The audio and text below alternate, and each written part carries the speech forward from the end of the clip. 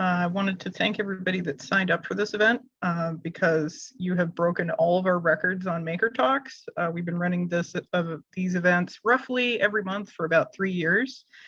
And this event had over 200 people sign up for it. And 100 of you guys signed up in 1 week. So that was amazing. And it was really heartwarming to see this level of interest from the community. So thank you so much for signing up for our Maker Talks. Okay, so I think we are ready to go. So now let me introduce to you today's presenter, Ty Flanagan. Ty is a DC-based creator, and he runs a small business called Handmade by Ty Flanagan.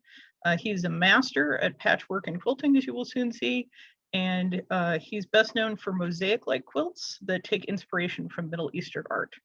And he's also been a longtime user of the labs. So today he's going to tell us how he's used our laser cutter to cut out some of his quilts.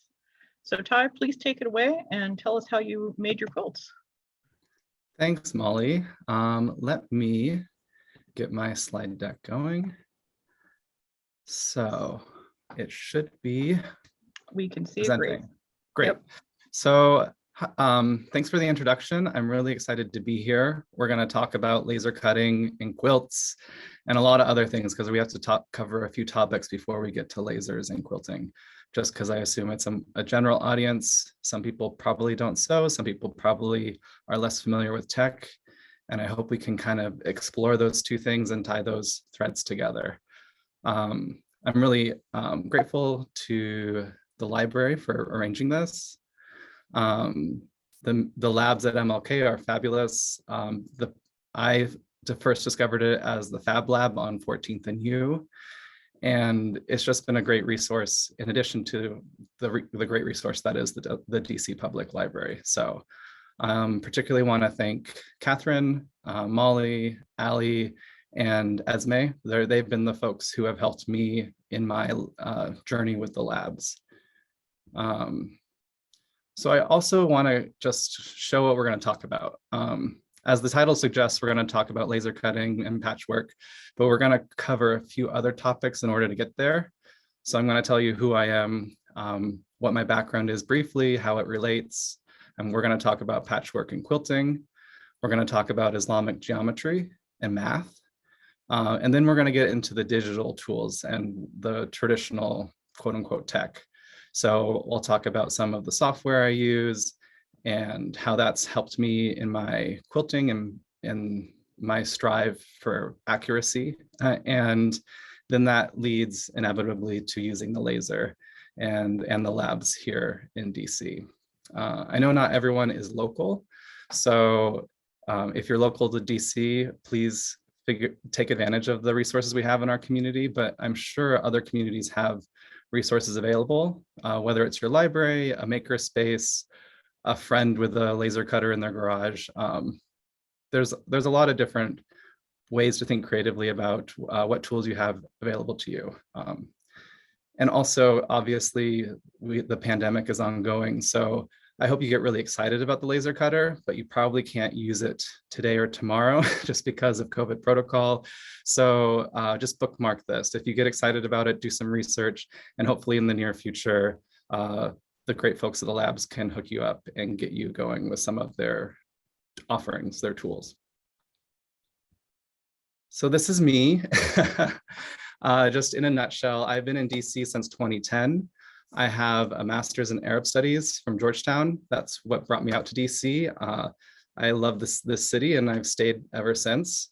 I would also say I'm a lifelong creative. I mean, I'm only 37, so it feels weird to say anything's lifelong, but I've been making things and breaking things my whole life. And quilting is a relatively new thing for me. As you can see, I didn't make my first quilt. The idea never occurred to me until 2016. And I actually finished it in 2017. When I was preparing for this lecture, I went through my photos and figured out when it was actually done. We'll see that quilt in a sec. The first quilt I got into a show was in 2019. That was my first QuiltCon, which is the Modern Quilt Guild's annual quilt show and convention. And my first quilt award was this year in February, or actually last year, it's 2022. So last year around this time was the first time I actually got recognition for one of my quilts in a formal setting. So that was pretty cool.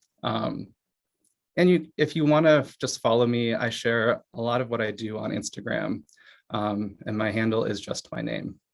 So this is where we're going to start. I started sewing on a Singer Featherweight. It was my mom's machine, and I remember making her teach me how to use it. She wasn't an avid sewer. I never really saw anyone sewing for fun growing up. I saw a lot of mending and things like that, but no one in my immediate atmosphere made quilts or sewed garments or anything like that. But I wanted to know how to use this machine. I remember breaking it a few times as a kid, but luckily these are quite durable machines and you can put them back together usually. But my first projects were like pillowcases and curtains and things like that. So I always grew up knowing how to sew, but I wasn't a sewer or sewist per se. But then I got into this idea that I needed to make a quilt. I didn't really know what was involved. So, but I was like, so what's this whole idea of quilts and quilt making patchwork?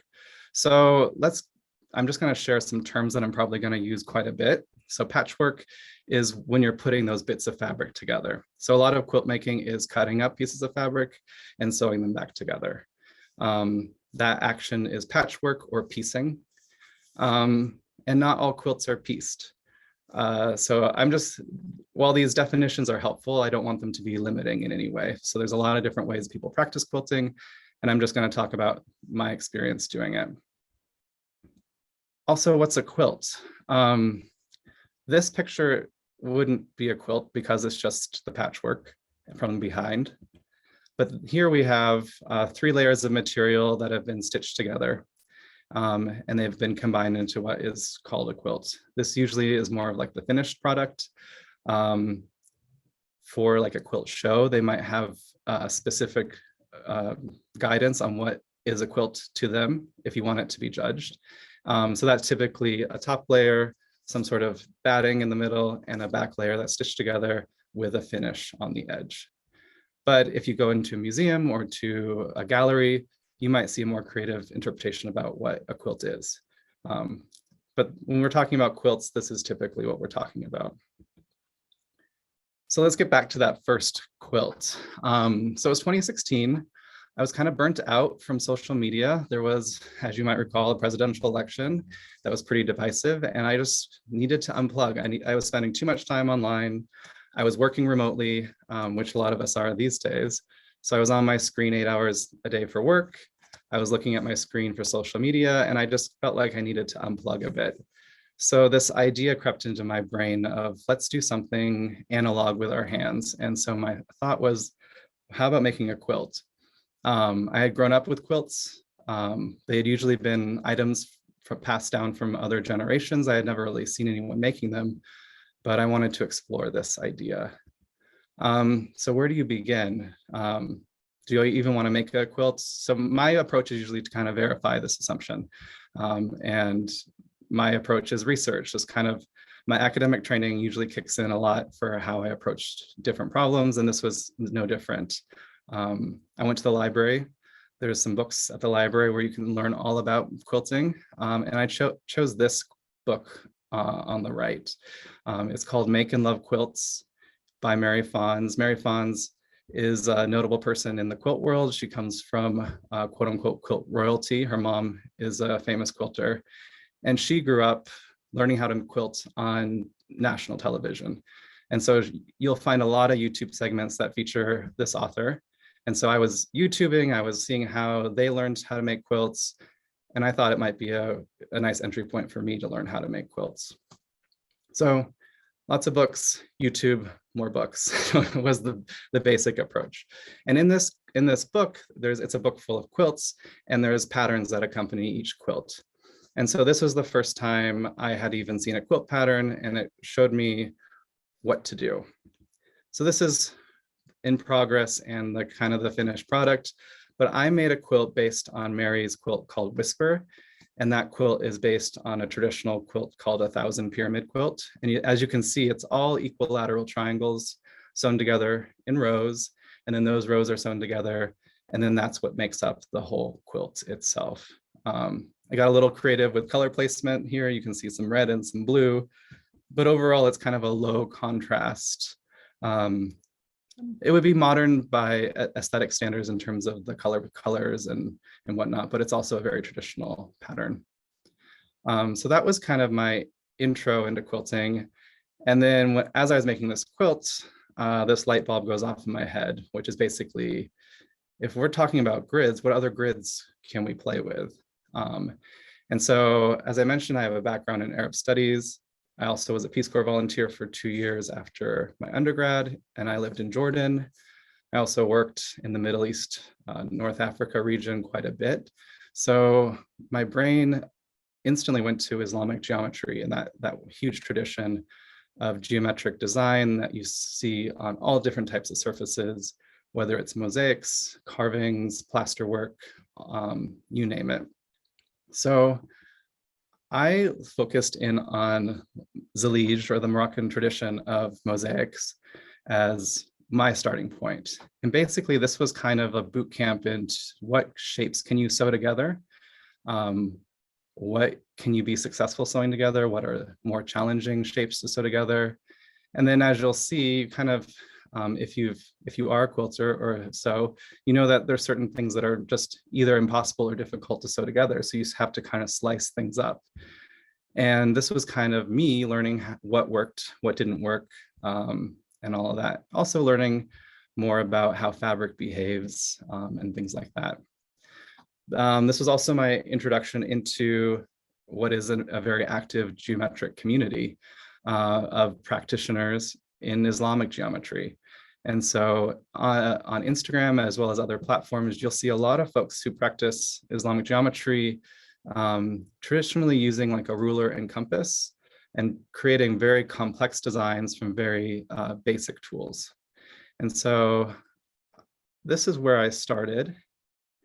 And this is an example of where I later got to. So as you can see on the left, you have a mosaic from the Alhambra Palace in Spain.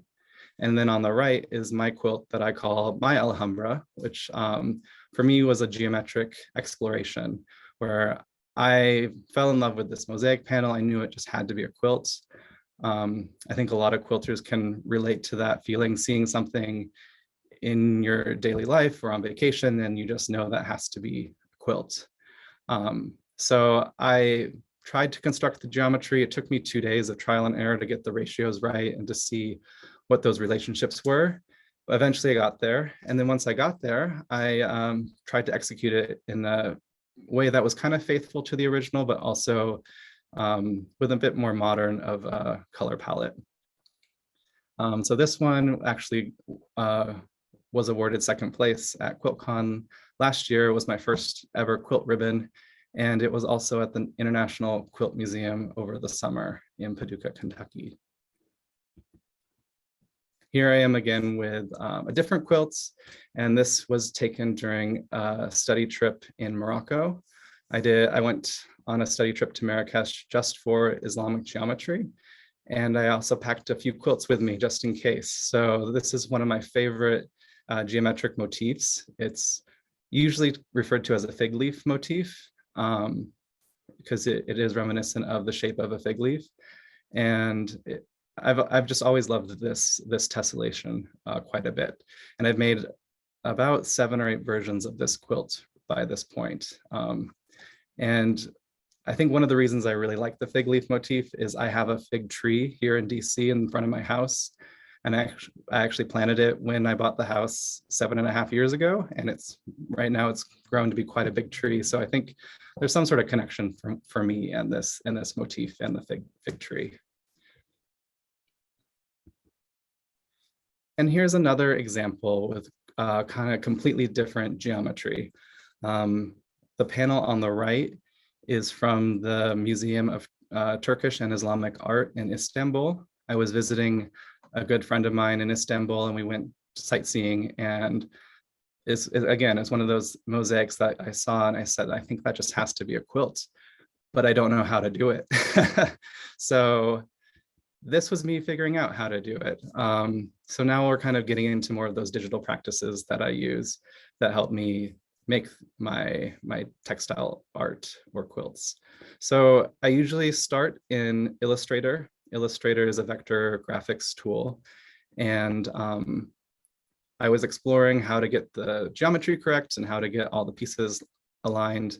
And then once I had the geometry where I wanted it, that's when I started breaking it up into what will these pieces of fabric actually be. On the right, you can see a work in progress.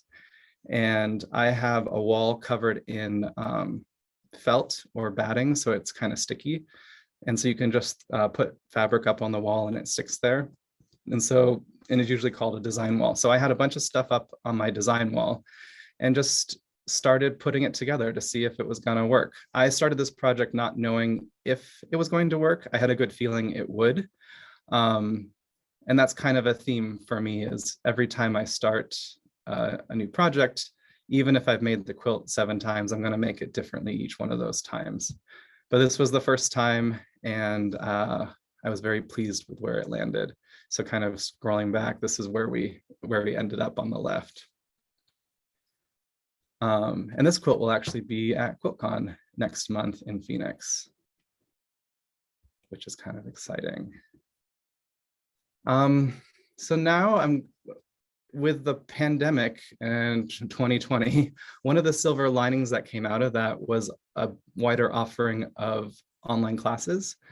And so one of the groups that one of the places that I would look to for classes was this group called Art of Islamic Pattern.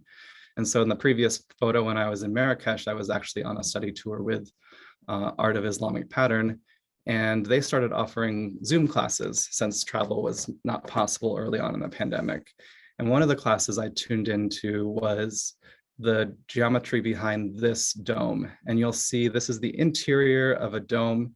It's called the Sheikh Lotfollah Mosque, and it's in Esfahan, Iran. And it has this very striking geometry of these lemon shapes that start large and then go up to the top. And there's actually 48 divisions around the ring. This is where I landed when I started interpreting it in fabric. And I want to use this as an opportunity to explore some of the other tools for graphing, and especially with geometric graphing. When I started doing complex things like this, I soon noticed that vector drawing programs like Illustrator round their numbers. They round to 4 digits. And that is usually more than sufficient. But once you're doing a lot of different relative measurements, after a while, those rounding errors add up and you're a little bit off. Maybe it's a millimeter, maybe it's more, depending on what scale you're working at. But that's when I started exploring a different tool called GeoGebra. It's a geometric graphing software that's free to use online. And here's kind of a screen animation of what I was able to build using that program to explore this geometry. What you'll see is that you have this ring that's divided into different divisions. On the bottom left, I have a bar where I can adjust how many times it's divided. The dome that we saw on the previous page was divided into 48, but I kind of wanted to play, once I got this relationship figured out, I wanted to play and see what would different amounts of divisions look like and how would that play with the scale. I also wanted to call out the fact that I was combining both analog and digital tools. So in the end, I landed at using 23 divisions as where the design I wanted to use for this quilt, because I wanted to show that, yes, I was using a very traditional pattern in a certain sense, but I also wanted to have that digital signature in there. And since 23 is a prime number divisible by 1 in itself, it's one of those things that would be pretty near impossible to construct manually. And so it's just kind of a hidden digital signature of how I actually constructed this quilt. Once we had the geometry, or once I had the geometry, that's when I started playing with it back in Illustrator, seeing what could this quilt look like. And then going from the digital tools back to analog, I made myself a paper template, cut it out with an X-Acto knife, and then that became the fabric template, and that eventually became the quilt. So you'll see, you can see a lot of different techniques going on here. There was a lot of handwork here. I was using hand stitching to baste things together or temporarily stitch things together. And in the end, I finished it with a sewing machine. So you have the gamut in terms of technology. You have kind of intense scrutiny when it comes to making the digital pattern, very manual in terms of producing this overlay. This is where we ended up. And then also using machine stitching to get everything attached. Another fun feature of this quilt is that it features some hand-dyed fabrics, which is another element of the design that was kind of fortuitous. One of my friendships that I developed over the pandemic, they got really into hand dyeing fabric, and I was the lucky recipient of a bundle of these fabrics. So if you look at the outside edge, it's more blue, and as you get to the center, it's more jade green, it's warmer. So I don't know what it comes across on the screen, but there is a slight color shift as you go through, which to me kind of echoes that dome shape that we started with. So we're getting more into the laser cutting territory. I don't mean to be putting that off, but so we're going to talk about lasers. The TLDR, or the too long didn't read takeaway, is that they're not magic. They won't make a quilt for you. They're not going to stitch together your fabric, but they're a really cool tool if you have access to one, to prototype ideas, to try think new things. And if accuracy is really important to you, as it is for me, then it's really fun to explore it from that perspective. You can get very accurate repeat cuts and then do really cool things with them. And it's also a tool that makes other tools. So I'm going to start there. So my first use of a laser was actually making custom templates. If you are a quilter, you might be familiar with like an acrylic ruler like this. It's about 1/8 of an inch thick. You would use it with a rotary cutter, which is kind of like, I don't know, pizza cutter. It's a blade that's circular, and you would cut it along a mat. So it's a pretty common way to cut fabric for most folks who craft, or especially quilters. And then the more you get into quilting, you'll see that there's custom templates that will provide that same rigidity, but give you more interesting shapes. And so for this quilt, it's actually the wedding quilt I made for my brother, whose birthday is today. I knew that I wanted to do something special. It's my take on a traditional double wedding ring quilt. So you see the interlocking rings, but it has different features, which I won't really get into today, but it's just a cleaner, more graphic version of a double wedding ring quilt, in my opinion. And so to execute that, I had to make special templates. If you see me on camera, you can kind of see these neon shapes. You have an arc shape, which you'll see in the quilt. You have this, what is usually called a melon shape, which is that little kind of lemon shaped piece. And then you have what's usually called a concave square, because it's a square, but you have the edges going inward. So those are traditional shapes in a double wedding ring, but since I wasn't doing a typical design, I needed my own shapes. And so I first created the shapes digitally, and then I sent them to a company that would make them and send them back to me. So there was a turnaround time of probably at least 2 weeks, probably more like a month, which was great. I was trying something new. I didn't know if it would work. But when it did, I knew that I wanted to incorporate that more into my practice. Having a quick turnaround time for these really great tools to make accurate cuts was important to me. So that's when I found the Fab Lab, which is now the labs at MLK. And so I was just Googling, where can I cut acrylic in DC? And somehow, fortuitously, I found this resource in my community.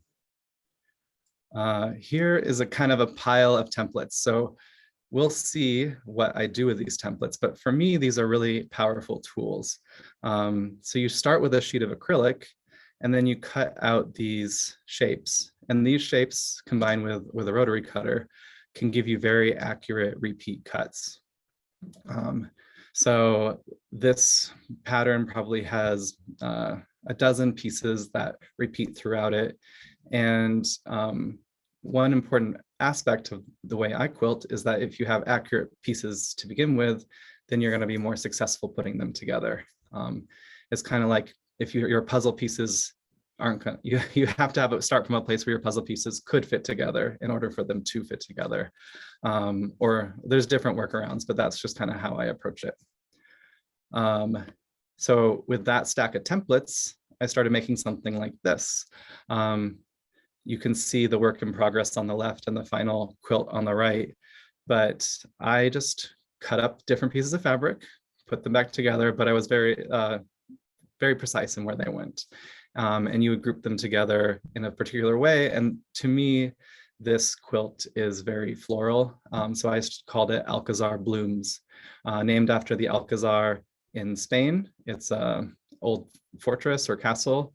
And this pattern, this Islamic geometric pattern, can be found in that place in Spain. So I wanted to give tribute to where it comes from, but also it's my spin on it in textile form. This will also be in QuiltCon Phoenix next month. And it also features hand-dyed fabrics. So there's a lot of different layers going on here, which I'm excited about, happy to talk about more. But let's get back to this laser cutting. So lasers can cut very precisely, but they cut by burning. So when you're learning how to use a laser, you should start with safety first, because since it is fire, if things go wrong, things can go real wrong. You also need to be very aware of ventilation and things like that. Cutting plastic creates fumes, and you wouldn't want that in your living room, for instance. And so using a setup like the labs at the DC Library, they've taken care of all of that. They have high efficiency air filtration, and they run you through a good safety protocol when you get going. If you're doing this in a different environment, that's just something to be aware of. Make sure you have good ventilation, maybe have it be in a garage or vent outside. The laser itself is moved around a bed. Your material is stationary, it's flat like on a desk, and something moves around above it. And we're gonna see kind of an animation of that in a sec. And you have limitations about what kind of material you can use. So here you can kind of see this machine in action. I kind of think of it like a desktop printer in a certain sense. You have a head which directs the laser, which is on that silver bar, and it's traveling over the material. On the left, you can see this brown sheet. That's my acrylic material. And on the right, you can see the laser cutting with those flames that are coming out. So there is literally fire when you're cutting materials. It's usually short-lived, and there is air circulation in the machine, but it is pretty intense in the moment.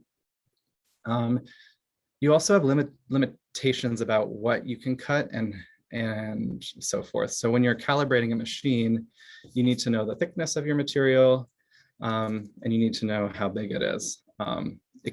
For your machine, there's a maximum size, and that's the size of your bed. So when I'm cutting fabric, I'm prepping all my fabric to be about 20 inches by 12 inches, which I believe is the dimension of this machine. Your machine that you have access to may be smaller, maybe larger.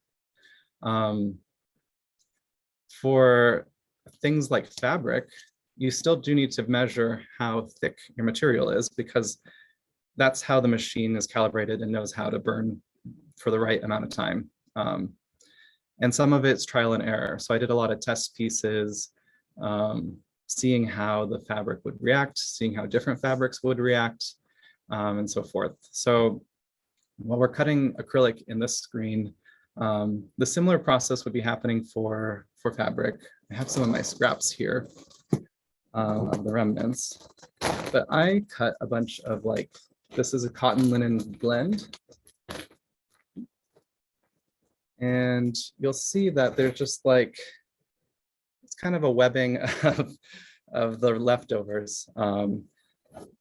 Because you're not going to use every square inch of the material unless your design has accounted for that. So there's a lot of prep work in making your fabric ready to cut. You need to have it ironed flat. I like to starch it so it's fairly rigid and it's not going to move. And then it goes through the same process. But what the result of that animation was these were my first templates that I made at the Fab Lab. And so the shapes might look familiar because I have a similar quilt behind me, but it was a way for me to make this new template that I could use to try a new quilt pattern. The holes are there for marking. So this is another template for another quilt pattern that I have. And here I have notches, and these allow me to make marks along the edges, which help me sew things together. If you're a garment sewer, you might be familiar with these registration marks. They're much more common in garment sewing, but also in patchwork and quilting, you need to know where to line things up. And so I make these little helpful things derived from my digital designs. So here we have more laser templates that I made at the library. And on the left, you'll see this was my first experiment cutting fabric.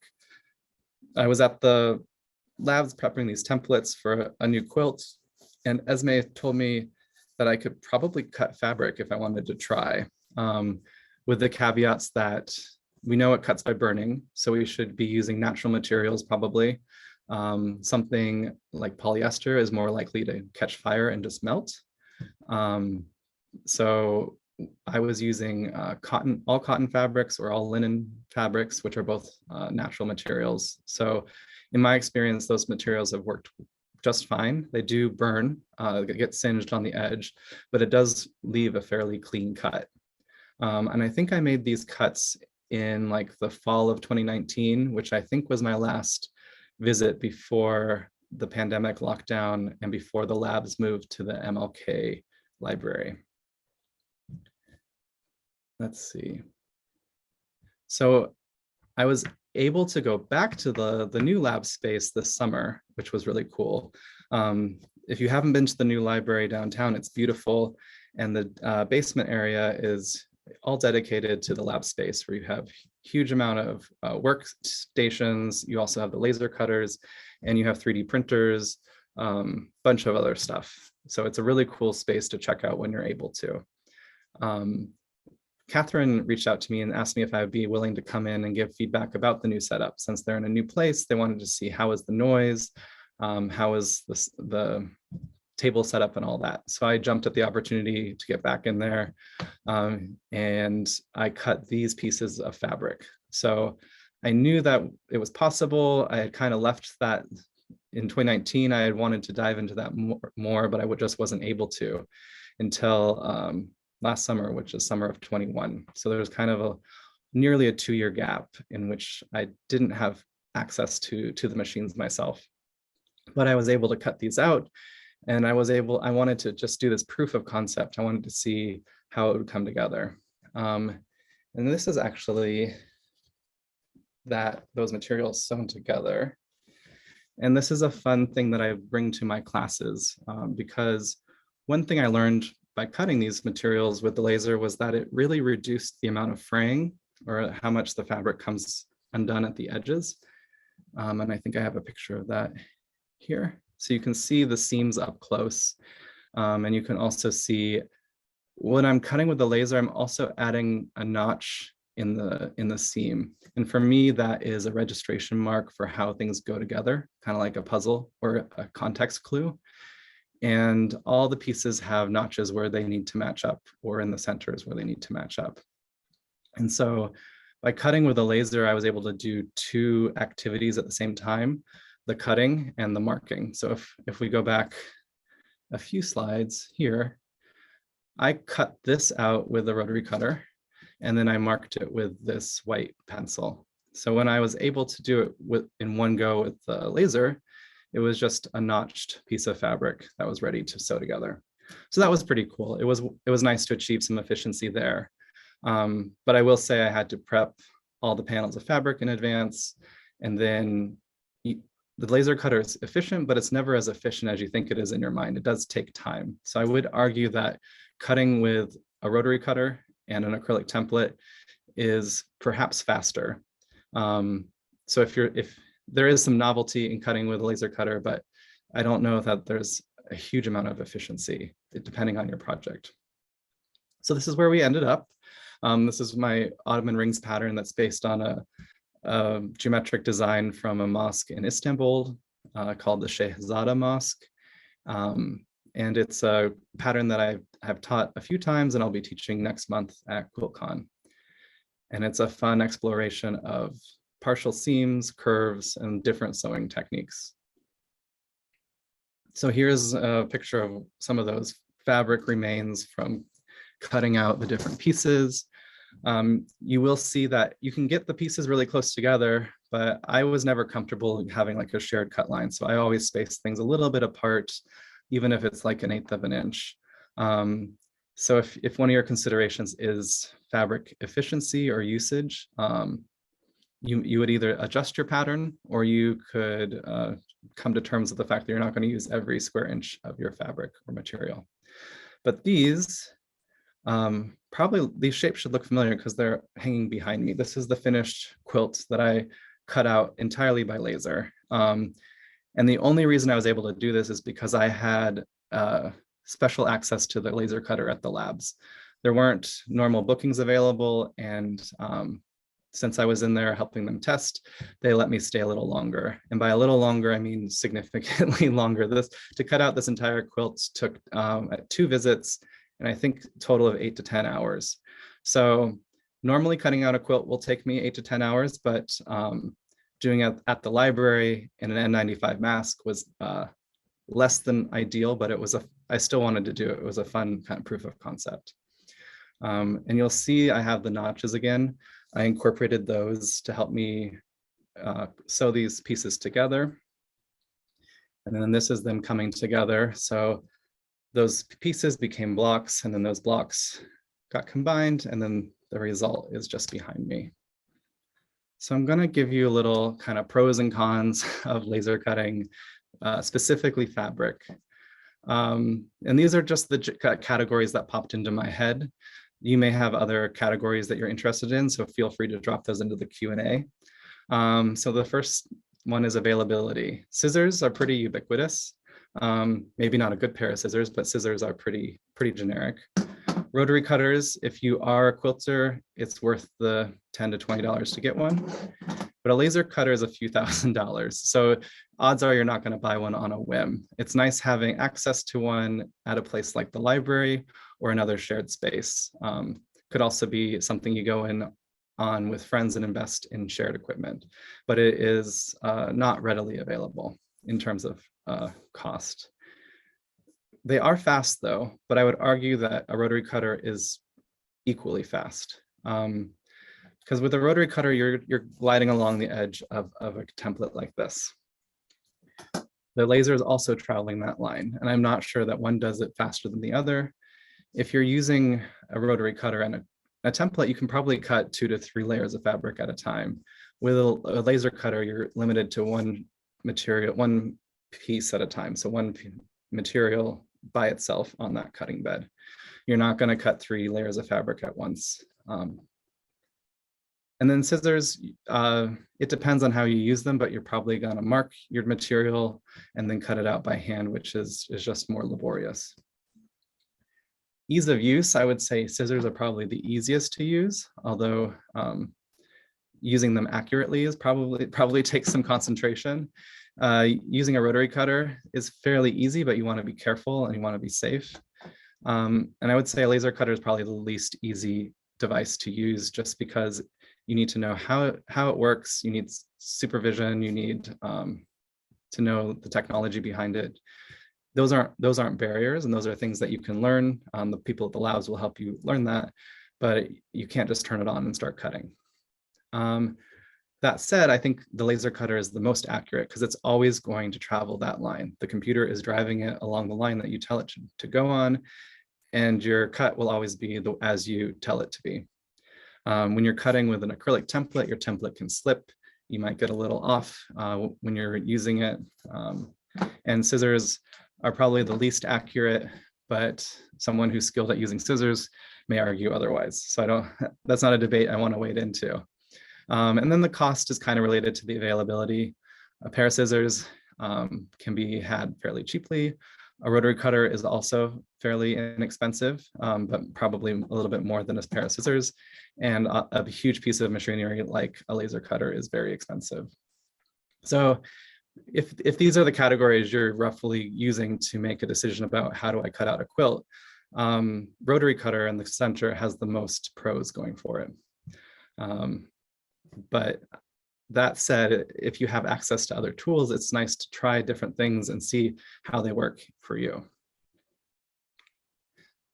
So I'm kind of winding down my talk. I'm hoping there's a few Q&As, but I wanted to cover a few takeaways. So there's lots of variety in quilting. And so the caveat is this is my experience, my practice. For me, I love precision, as you can tell. But lots of people like improv, that not everyone is doing precise quilting. Not everyone is doing patchwork. I showed an example of applique, which is another way to make a quilt. And then another thing I would say is tech is one tool among many tools. It's not magic, but it's fun. It's fun to play with. But a sewing machine is a huge piece of technology that we all take for granted. And there's a lot you can do with any type of piece of technology. And just because lasers are less used doesn't mean that they're better. It does maybe add some wow factor or curiosity, but all it's really doing is cutting up material. If you're gonna produce a lot of things, like if you love this template and you wanna make 50 of them, the labs is not where you're gonna do that. You're gonna need to find a production partner because you're typically only get a 2-hour appointment, and that time flies when you're there. So when I make templates for sale, I have a production partner where they make them for me at scale, and that also reduces costs. There's lots of ways to accomplish the same goal. So I could have made this quilt behind me multiple ways. Using the lasers to cut them was one way. I've also used them using those templates I showed earlier. I can think of a few other ways I could put this quilt together. So I think that's kind of one aspect I really enjoy about patchwork is you can be limited by what you know how to do, but by learning new skills, it unlocks different possibilities. And then I would say to focus on skills that build other skills. So because I have a competence with vector graphics, it allows me to do a lot of that digital design, which also meant it was a very easy step to get to laser cutting, since you need to prepare your files using similar technology. If you're completely new to graphic design, it might be a little bit more overwhelming at first, but maybe that's an area where it makes sense to invest in your skills. And libraries and other places are a great place where you can build those skills. And then this is mostly for me, but maybe for you as well, is don't over-engineer or keep it simple, with the caveat unless you want to learn a lot in the process. I'm a classic overthinker. I like to make things more complicated than they need to be, but that's also allowed me to learn things along the way. So those are kind of my takeaways that I hope you take with you. I encourage you to see my work online. I'm more active on Instagram. If you're a quilter and you want to explore some of these patterns, I do have patterns for sale on my website as well. And I'd be happy to jump into questions. We have many questions, so awesome. We have quite a few. What is the process like of going from the software on your computer to programming the patterns into the laser cutter? Are there considerations like software compatibility? So yeah, I can speak to my experience. So it might vary depending on what your machine is, but at the labs, we're using Adobe Illustrator.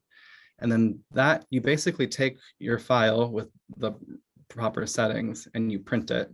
And then that takes it to the laser cutting software. And if you set up your file correctly, that laser cutting software will recognize those lines. So you have a specific color line for cut, a specific color line for engrave, and a specific fill line for engrave, or a fill shape for engrave.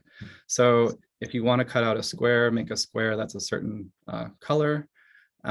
Those settings may vary by machine, so I'm not going to really get into the specifics of what those are, but it's basically you're printing a file to a reader that interprets it for the laser cutter, and the color of the line or the color of the fill tells the machine what to do. So it's fairly simple, but just getting your file set up can take some care. Do you use a long arm for quilting? I just started using, I don't have a long arm myself, but one of my friends in Kentucky has one. So I've visited a few times just to visit my friend, but also take advantage of their setup. So the quilt here was long armed. And that, for if you don't know, it's a large frame. It can be 10 feet, 12 feet wide, and it holds the quilts. And then the sewing machine runs across the frame, and it makes quilting it makes the quilting process easier in some respects, but it's also a whole different animal. So for me, it's been a huge learning curve, just learning how that works. But luckily, I have access to good, friendly teachers. Several people have asked what kind of sewing machine you use. When people ask me that, I would just say that it doesn't really matter. It depends on what you want. Personally, I have several different sewing machines. So I have like a top of the line Janome machine that has all the bells and whistles. That's because I am a Janome influencer on social media. I'm not sure I would buy that machine for myself, just because it's expensive.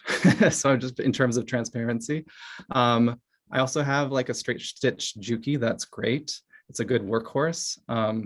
95% of the stitching I do is straight stitching. So I would say if you're thinking about patchwork or garment sewing, get a really good straight stitch and maybe a serger as well. And that would probably be cheaper than a top of the line sewing machine. Let's see.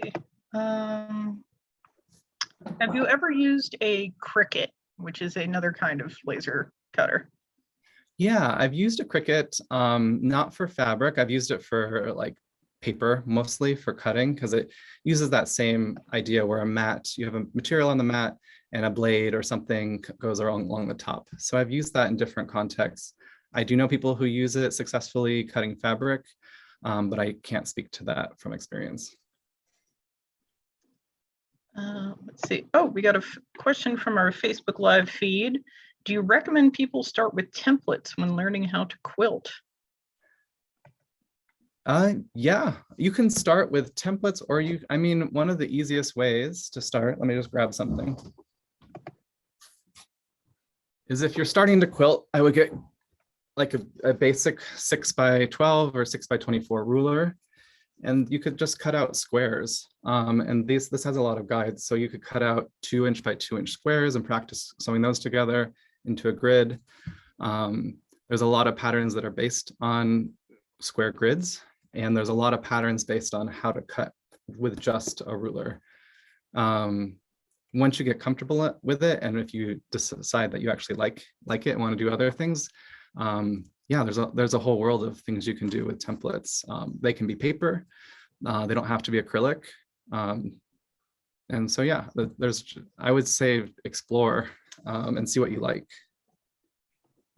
Quite a few people are asking how you secure the fabric inside the laser cutter. They're expecting that it will fly around inside if you don't secure it somehow.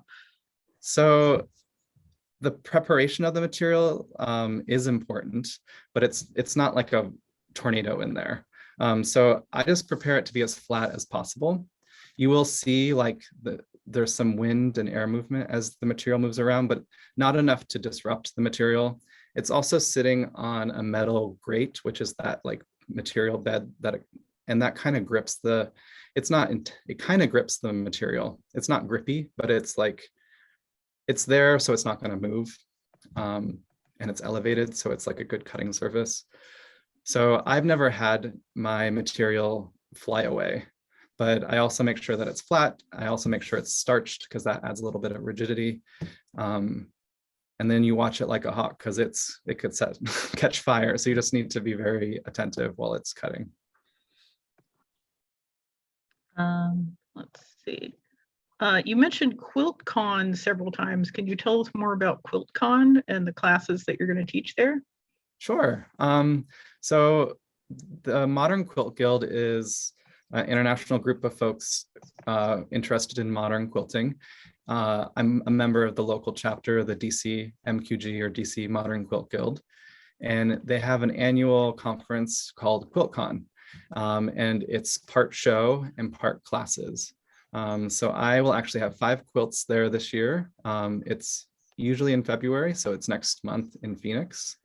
And I'm also teaching 4 classes and doing a couple lectures. So I'll be talking about sewing complex designs. I'll be talking about Islamic geometry from a quilter's perspective.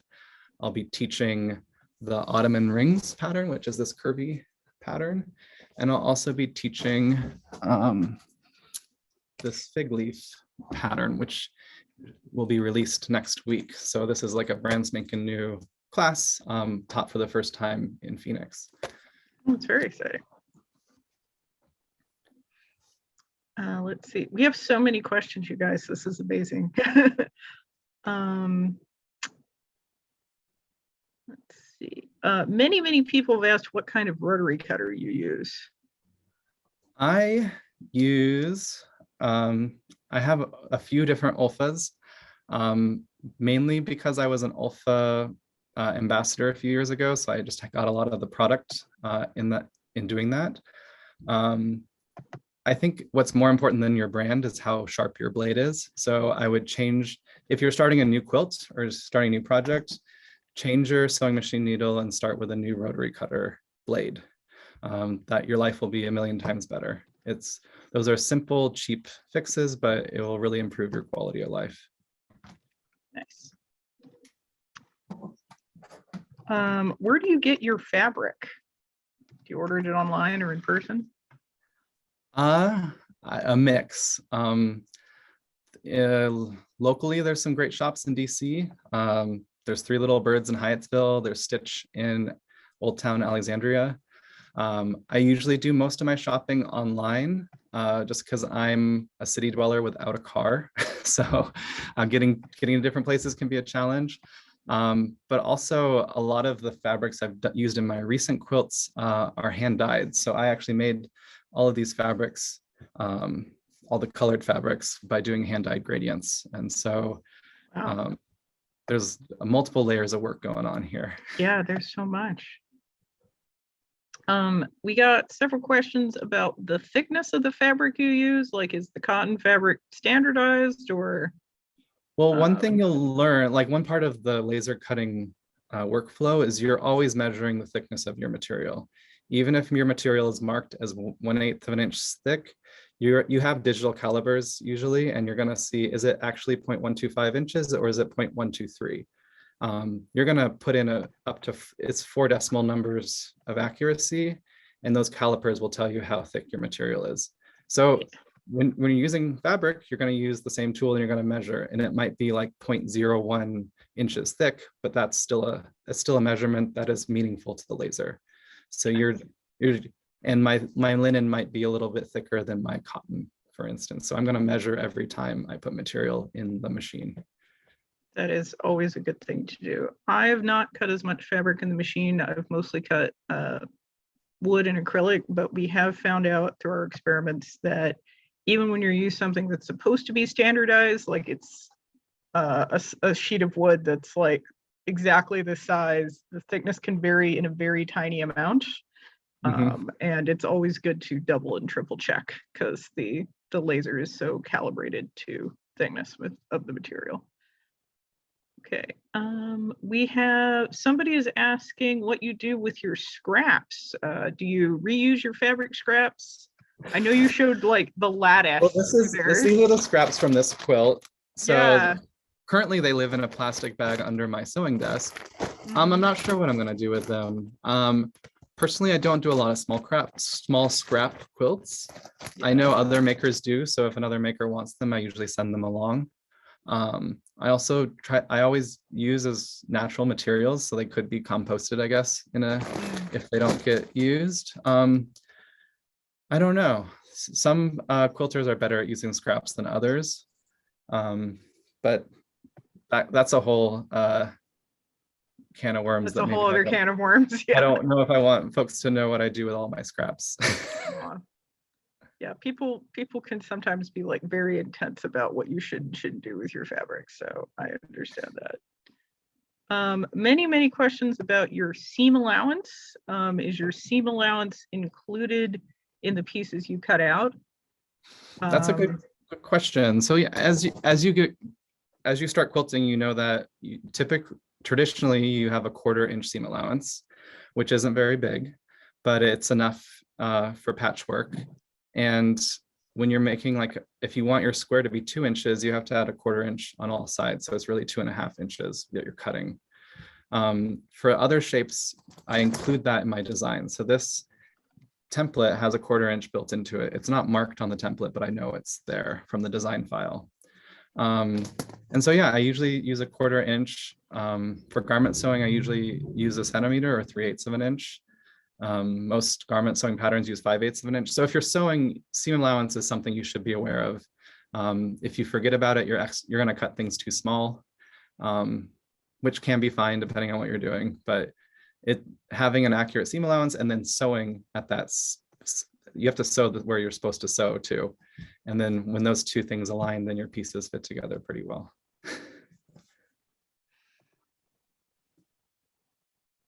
I see one question that about if I use blocks for my assembly or not. Oh yeah, yeah. Go for that one. So here, this quilt does have blocks. I don't know if you can see them, but there's 4-inch repeating units, and they're at 2 different orientations. So this one is a block-based pattern. This one has no blocks, so it's just all the pieces eventually fit together. But until you're done sewing everything together, it's not in a square shape. So it really depends on the pattern. And I enjoy doing both.